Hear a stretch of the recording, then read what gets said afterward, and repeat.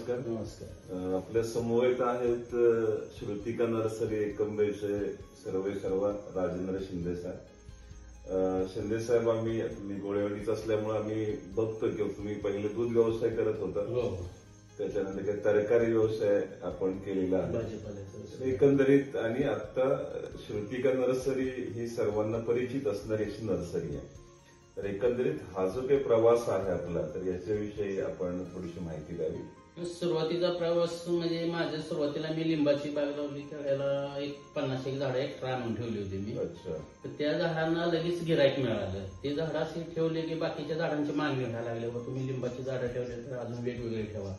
तर अशी थोडी थोडी वाढवत गेलो तर त्यामुळे त्याचं एवढं मोठे 14 वर्ष, म्हणजे सुरुवात आपली झाली त्याला आता 14 वर्ष पूर्ण होते. 14 वर्ष. हा, म्हणजे एवढा कालावधीत एवढं मोठं त्याचं स्वरूप झालेलं आहे. आणि आता पाहिजे ते आपल्या गार्डनर मध्ये सगळं आहे, इनडोअर आउटडोअर आहे, फळफळ भाज्यात सगळं टोटल सगळं पाहिजे ते. अच्छा अच्छा. आणि आपण या रोपांची विक्री स्वतः करत जाऊन काही? हो, स्वतः 2 गाड्या आहेत माझ्या, दोन्ही चिरंजीव करतो आणि मी करतो.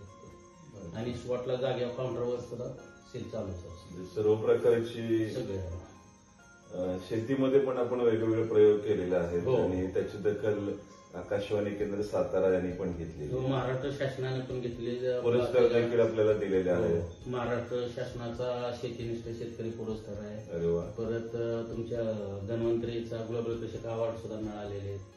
असे पुरस्कार जवळजवळ 12 पुरस्कार आहेत माझे. पुरस्कार आपले पूर्ण कपाट भरले पुरस्कार सगळे आहेत. अच्छा. या बाजूला पण म्हणजे सर्टिफिकेट वगैरे मिळालेले आहेत. अच्छा, म्हणजे आपण जे काही करतोय याच्यामध्ये समाधान अतिशय, म्हणजे अतिशय, म्हणजे याच्याशिवाय म्हणजे चालू जगत शकत नाही आता त्याच्यात सोपे. अच्छा. मी घरी जरी गेलो तर 1 ते 1.5 तास फार तर असतो, नाही तर माझा कंटिन्यू सगळा वेळ येतो. अच्छा, म्हणजे लोकांना हव्या त्या व्हरायटीज जर भेटल्या तर हो पाहिजे, त्यात समाधान वाटतं. हा हा हा.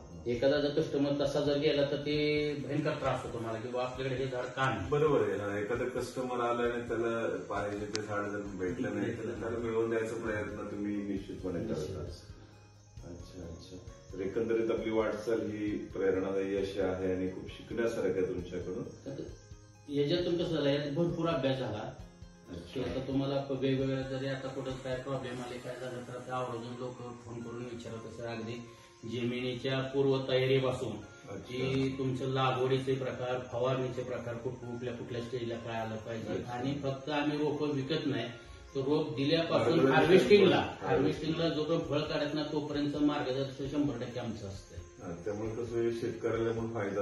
आणि त्यात दुसरं एक वैशिष्ट्य असेल, जरी आपल्याकडून जर एखाद्याने रोपं नसली घेतली तरी पण आपण त्या माणसाला लेगा उसका भी भला न लेगा उसका भी भला या तत्वावरती आपण सगळ्यांना मार्गदर्शन 100% करतो. सामाजिक उपक्रमात देखील आपलं सहभाग भरपूर सामाजिक उपक्रमात आपण भरपूर आपल्या गावात म्हणा, आता आमच्या भैरवनाथ मंदिरातले जिल्हा वृक्ष लागवड केलेली आहे. आपण सगळे म्हणजे असं काढून नाही देवाला दिलेलं, पण मग ते आपण सगळे स्वतःहून झाडं दिलेली आहेत. तिथलं गार्डनिंगचं काम वगैरे स्वतः आपण आणि विदाऊट पे केलेलं आहे. अच्छा. कोरेगावात एक गुड मॉर्निंग ग्रुप आहे आणि त्या ग्रुपचे देखील आपण सदस्य आहात. आणि त्याच्या संदर्भात आज थोडीशी पाहणी करावी किंवा कोणत्या प्रकारची आपण झाडं घेतली पाहिजेत याची चौकशी करण्यासाठी तुमच्याकडे आलो आणि एक चांगली आठवण सांगितली. या जागेवरती आपण मुलाखत दिलेली होती आकाशवाणी केंद्र साताऱ्याला सचिन प्रभुणे सर, जितेंद्र बाबर सर आलेले होते. त्याने आज त्याच जागेत तुमची मुलाखत घ्यायचा योग आज या ठिकाणी आला. खूप छान वाटलं तुमच्याशी बोलून. आपण आता नर्सरीमध्ये बघूया आपण वेगवेगळ्या प्रकारचे. त्याच्या आधी एकदा याची एक आले होते एबी माझा चॅनलचे, एबीपी माझा देखील आलेले होते प्रतिनिधी. यात आपलं कसं झालं, ह्यात दुहेरी आपलं आहे. यात आपलं फळबाग पण आहे, नर्सरी पण आहे आणि सेपरेट फुलपाखरांची सेपरेट एक आपण बाग केली. नॅचरली नैसर्गिक फुलपाखरे वगैरे तर एकदम रेअर झालेली, बघायला भेटत नाही कुठं. पण आपण वेगळं काही आपण करून तिथे फुलपाखरे येतात आणि हे सगळं करत असताना आपली पत्नी असेल आणि आपली मुलं त्यांचं फार मोठं सहकार्य आपल्याला. एकटा माणूस काहीच करू शकतो, घरातल्यांचं सगळ्यांचं सहकार्य म्हणूनच हे इथपर्यंत आलं. अच्छा, ठीक आहे दादा, धन्यवाद.